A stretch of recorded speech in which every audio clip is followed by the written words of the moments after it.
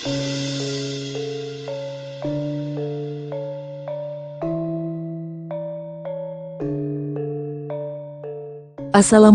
warahmatullahi wabarakatuh. Berjumpa kembali di channel Langit Bukit Menoreh Official. Di kesempatan kali ini, akan melanjutkan cerita di video sebelumnya, sebuah cerita karya Ebes, yang berjudul, Babat Negeri Leluhur, episode yang ke-53. Sebelum kita masuk ke ceritanya, tekan dulu tombol like video ini dan jangan lupa tekan juga tombol subscribe channel ini. Dan nyalakan juga lonceng notifikasinya, agar tidak ketinggalan cerita-cerita lainnya. Dan seperti apa untuk kisahnya kali ini, langsung saja kita masuk ke ceritanya.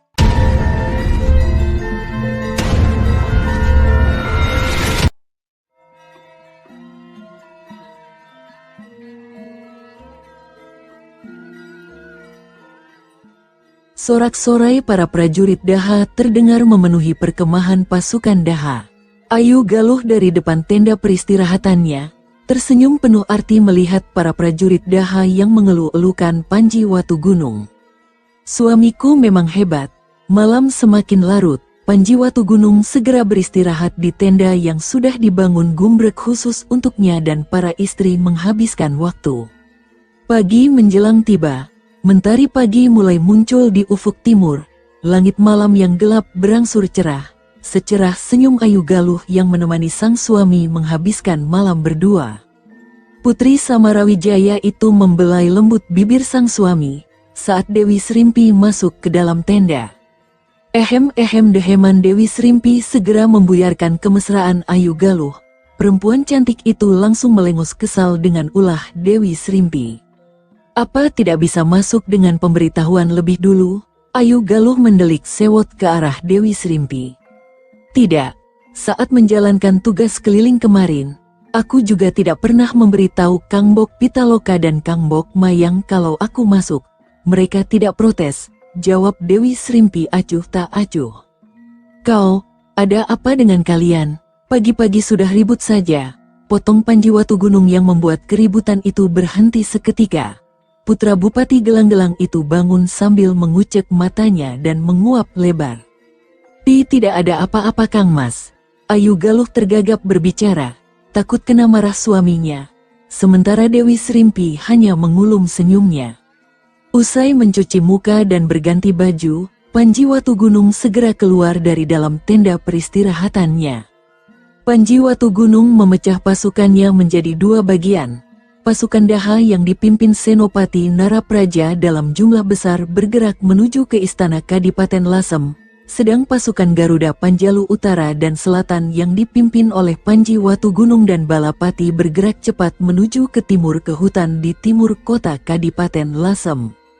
Senopati Empu Tandi baru saja keluar dari kamar tidurnya saat Tumenggung Suralaya berlari ke arahnya. Gusti Senopati, pasukan Daha mengepung istana. Bagaimana ini?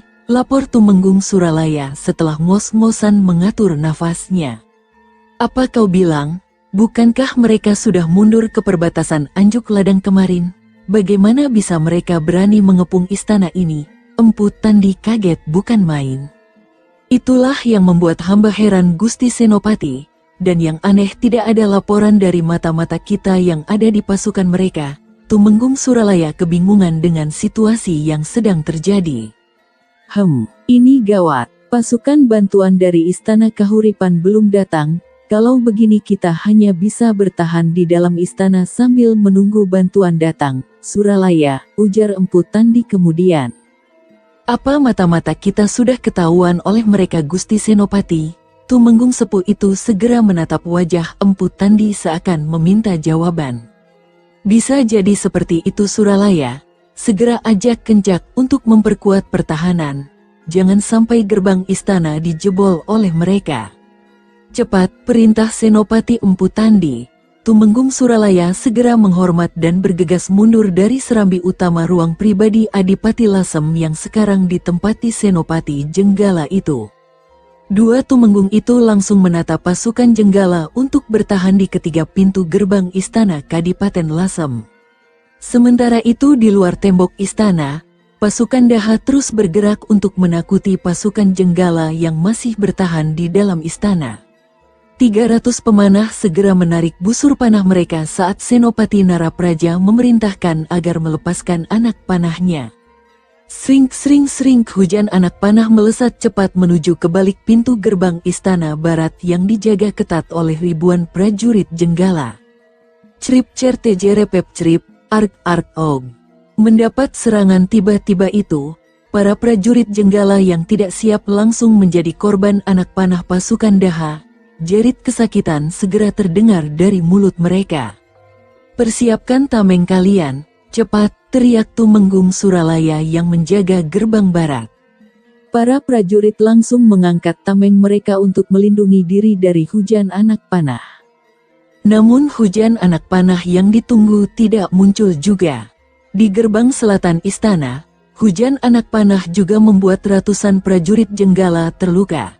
Namun setelah mereka memakai tameng, serangan selanjutnya tidak ada. Pasukan Daha benar mempermainkan pasukan Jenggala layaknya kucing mempermainkan tikus yang baru ditangkap. Seorang prajurit yang nekat memanjat pohon besar untuk melihat suasana di luar tembok istana, langsung menjadi sasaran empuk anak panah yang melesat dari bidikan prajurit pemanah Panjalu.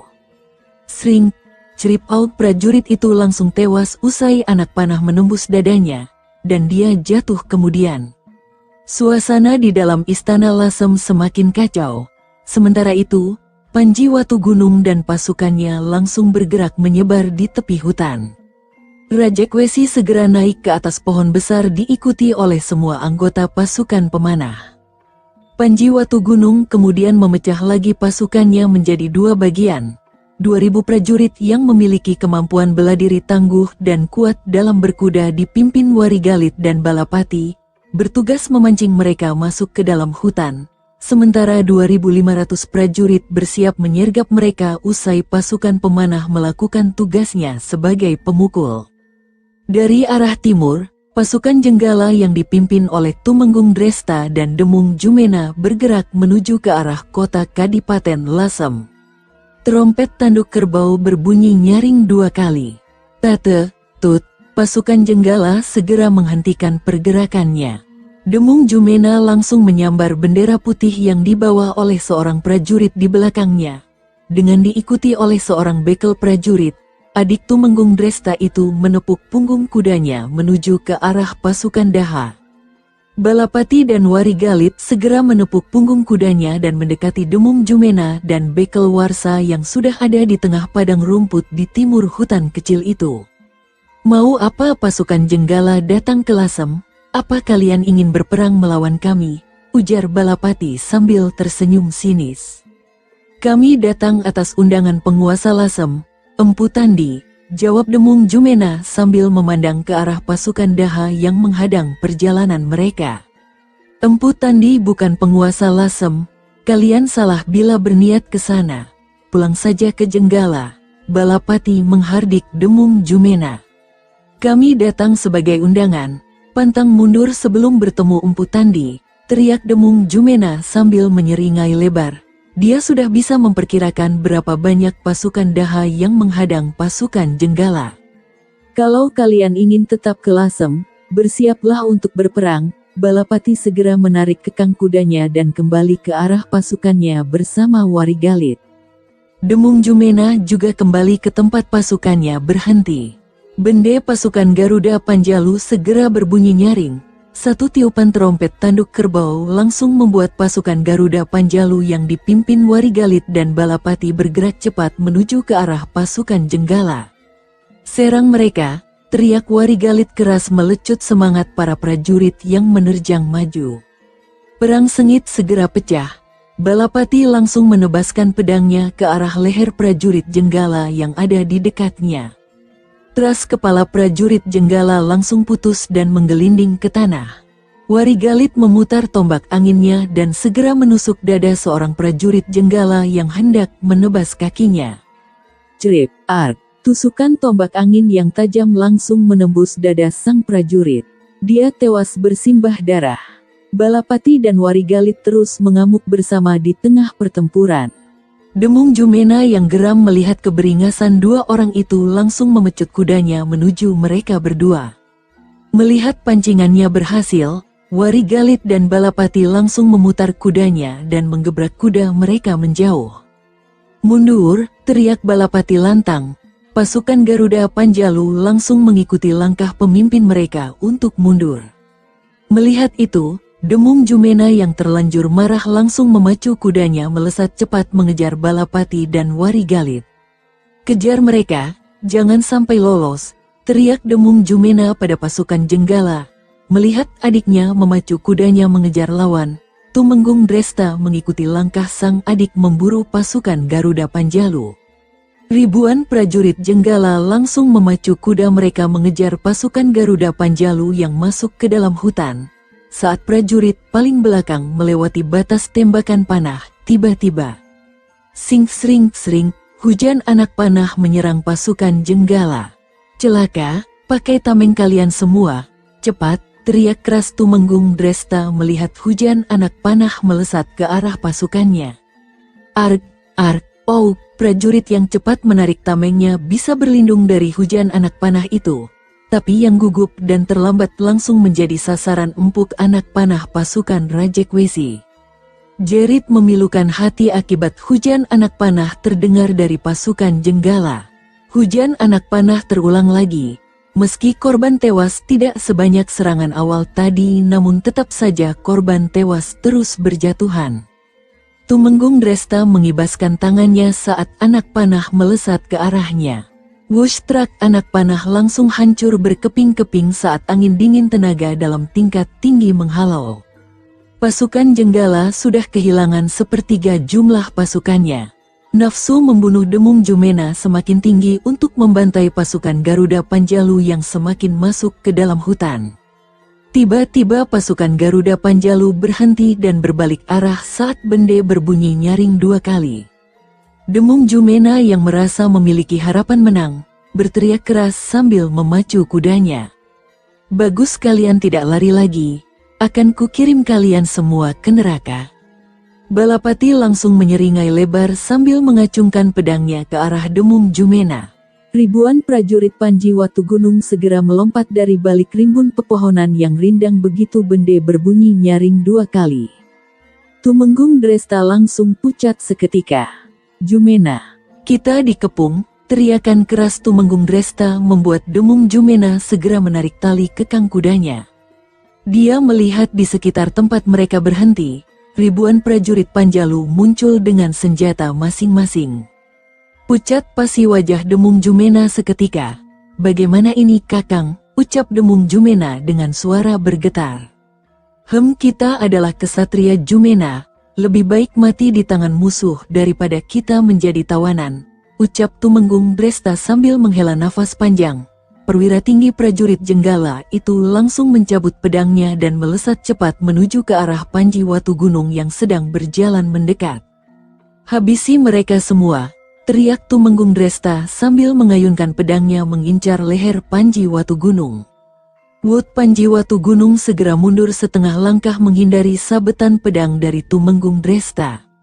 Perang tidak berimbang antara kedua pasukan segera terjadi. Tumenggung Dresta terus bernafsu membunuh Panji Watu Gunung, namun semua serangannya hanya menghajar udara kosong. 10 jurus sudah dilewati, tak ingin berlama-lama di pertarungan itu, Panji Watu Gunung segera merapal mantra ajian tameng wajah. Sinar kuning keemasan segera menutupi seluruh tubuhnya. Sedangkan di tangan kanan, sinar putih kebiruan segera muncul sebagai wujud ajian guntur saketi ajaran Empu Narasima. Tumenggung Dresta melihat Panji Watu Gunung tidak bergerak, langsung menyabetkan pedangnya mengincar leher sang pemimpin pasukan Daha. "Mati kau!" teriak Tumenggung Dresta saat pedangnya menyentuh kulit leher Panji Watu Gunung. Terang, mata Tumenggung Istana Kahuripan itu melotot menyaksikan pedangnya tak mampu menembus kulit Panji Watu Gunung.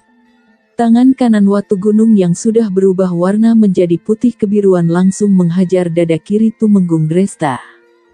Duarer, ledakan keras terdengar dari benturan tangan dan dada kiri.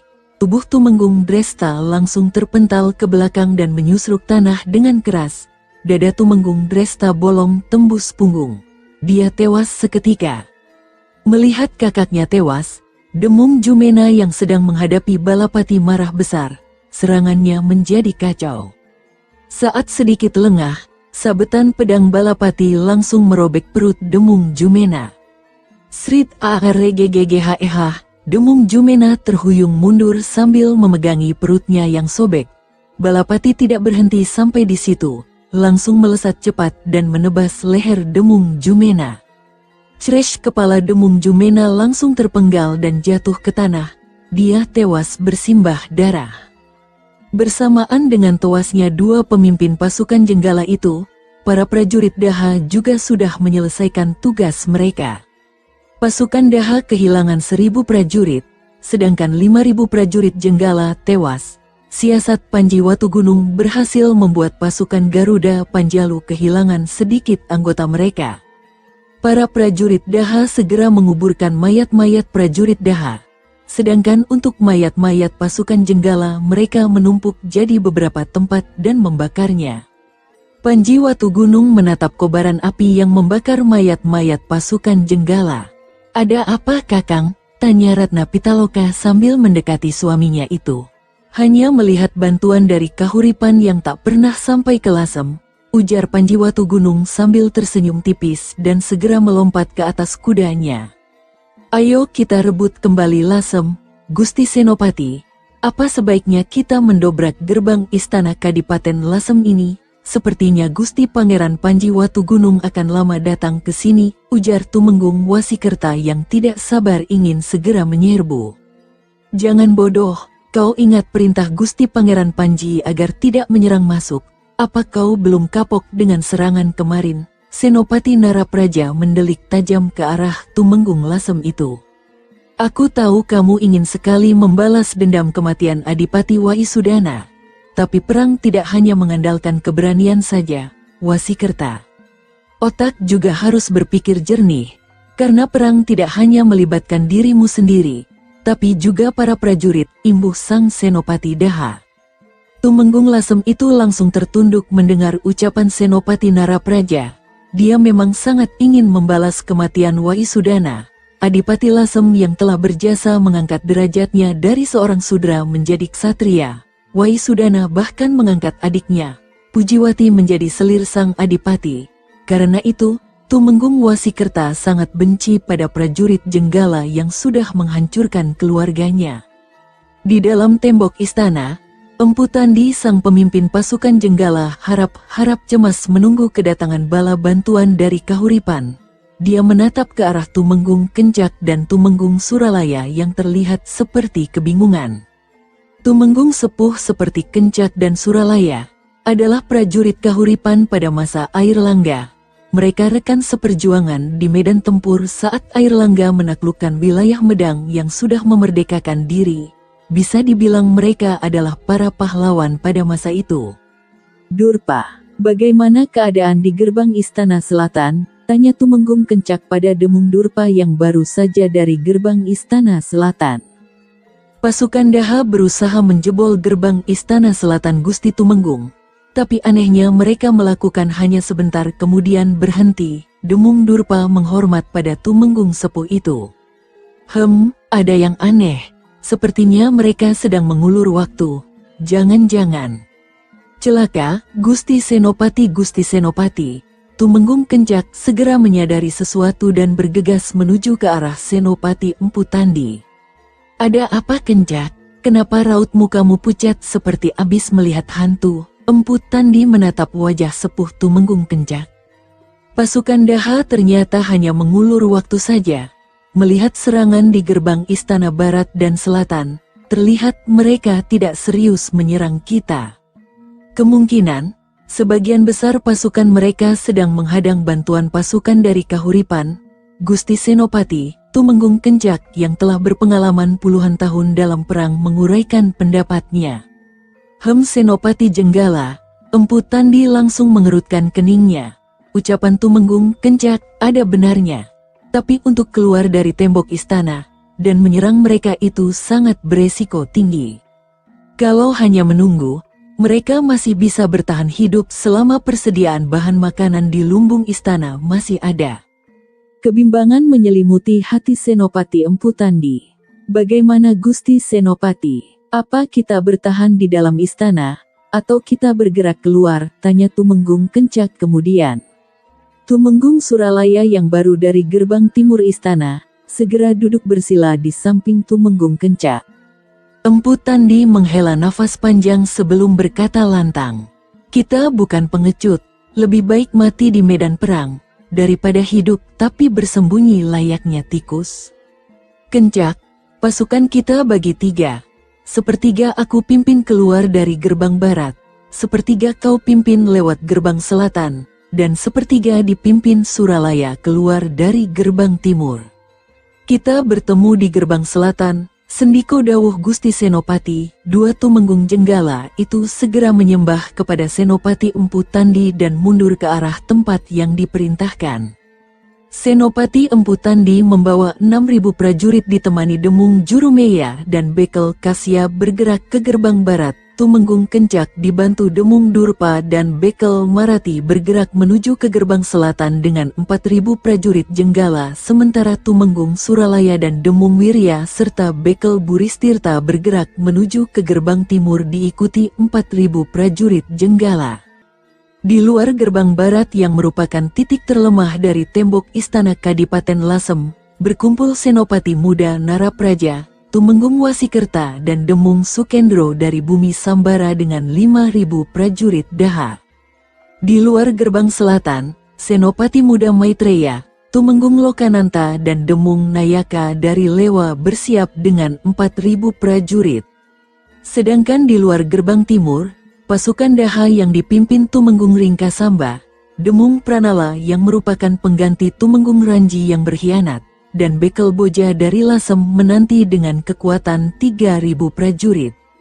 Trompet tanduk kerbau berbunyi nyaring dari dalam istana Lasem. Melihat itu, Senopati Narapraja segera memerintahkan kepada para penabuh bende perang memukul bende mereka, sebagai isyarat bersiap. Kriet, perlahan bunyi gerbang barat istana yang terbuat dari kayu jati tebal mulai terbuka. Senopati Narapraja segera mengangkat tangan kanannya, sebagai tanda pasukan pemanah untuk bersiap.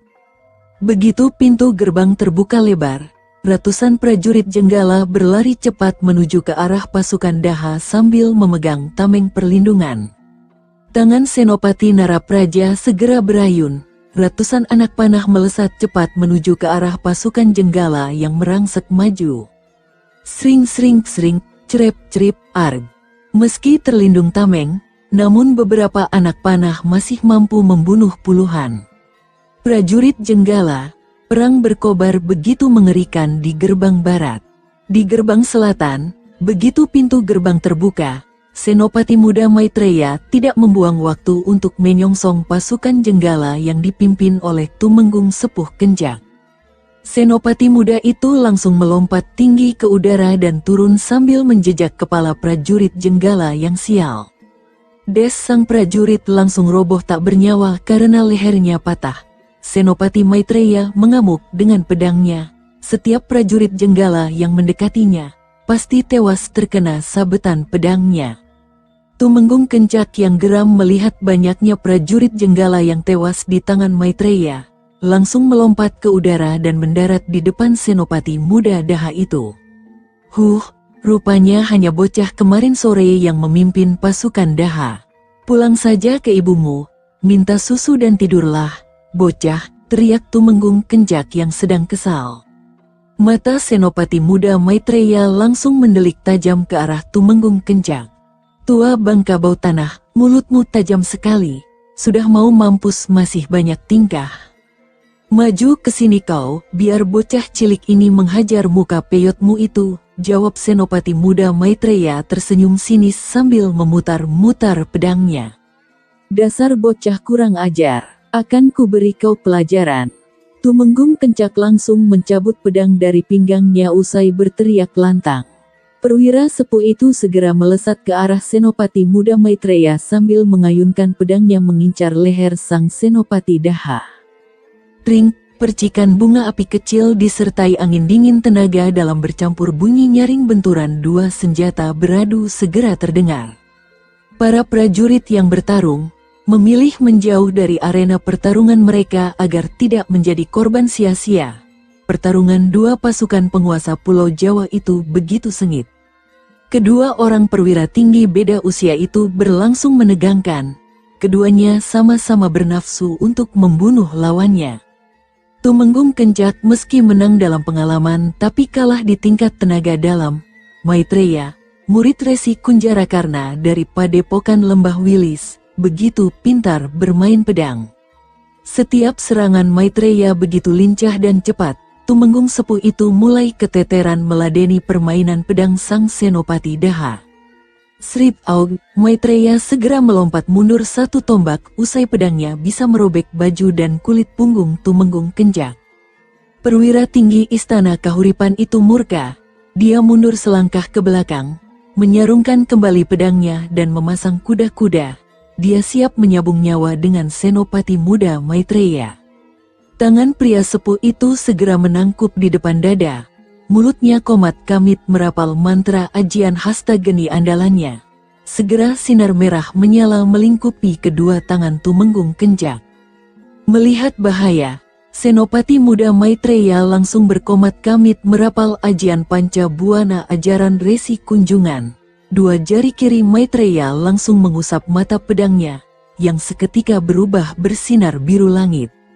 Mampus kau bocah tengik, tangan kanan Tumenggung Kencak menghantam ke depan.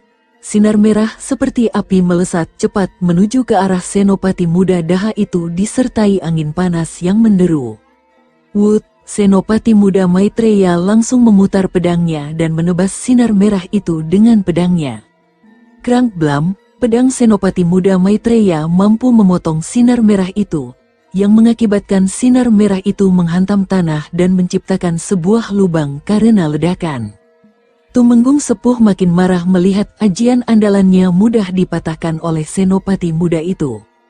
Segera dia melompat dan menghantamkan kedua tangannya bergantian dengan cepat ke arah Maitreya. Wate tiga sinar merah disertai angin panas menerabas cepat ke arah Senopati Muda Maitreya. Senopati muda itu melompat ke udara menghindari serangan beruntun dari Tumenggung Kencak.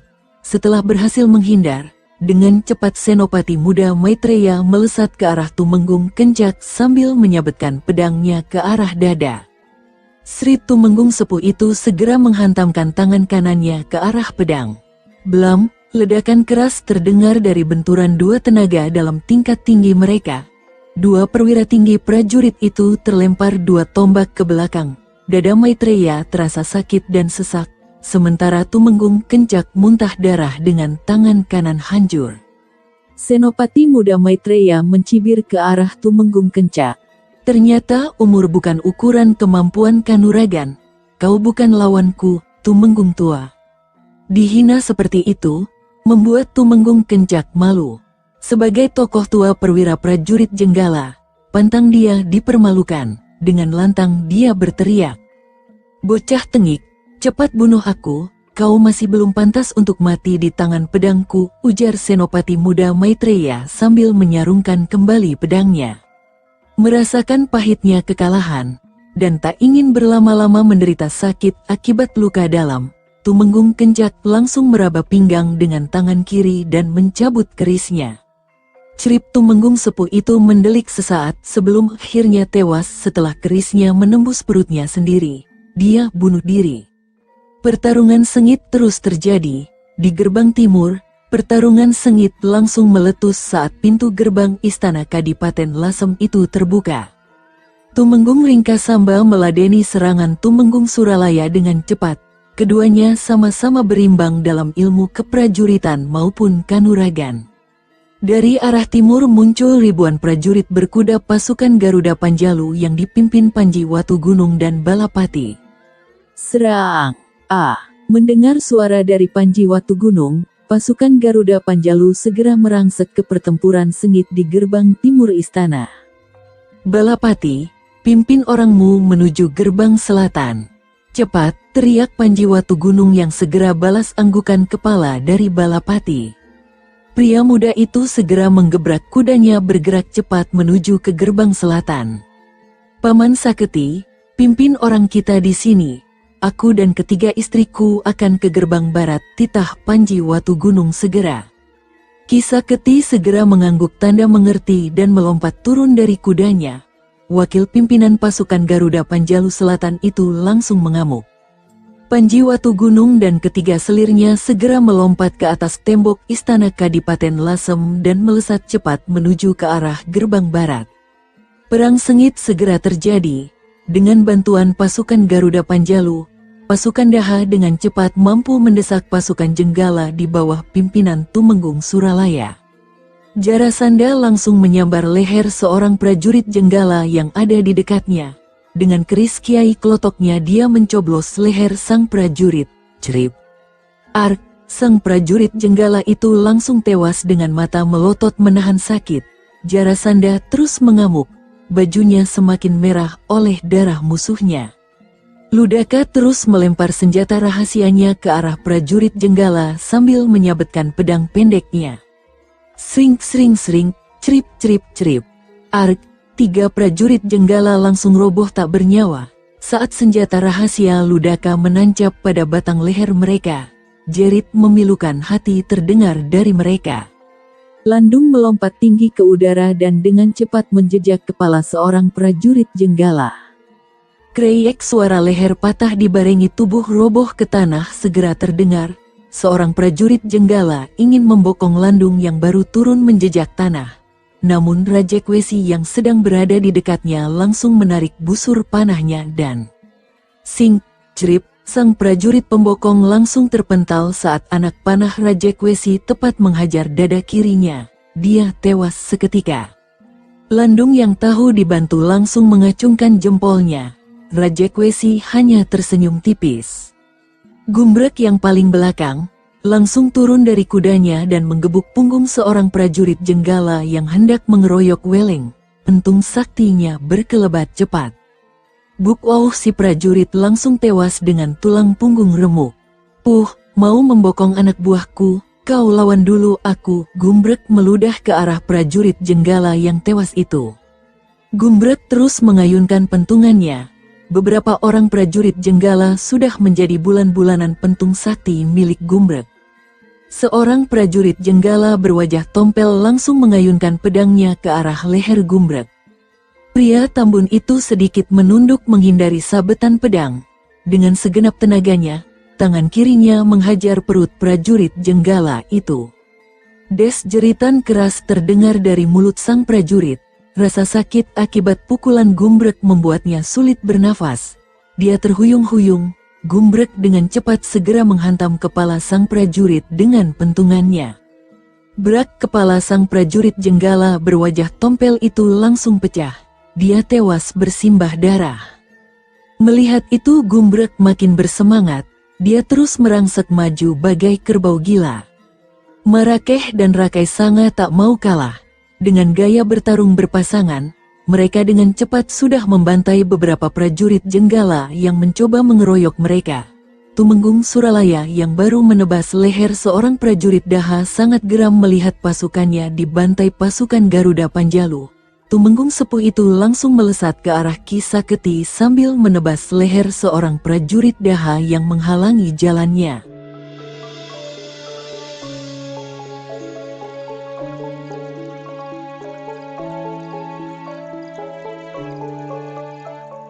Sahabat pendengar setia Langit Bukit Menoreh ofisial yang berbahagia, sampai di sini dulu ceritanya.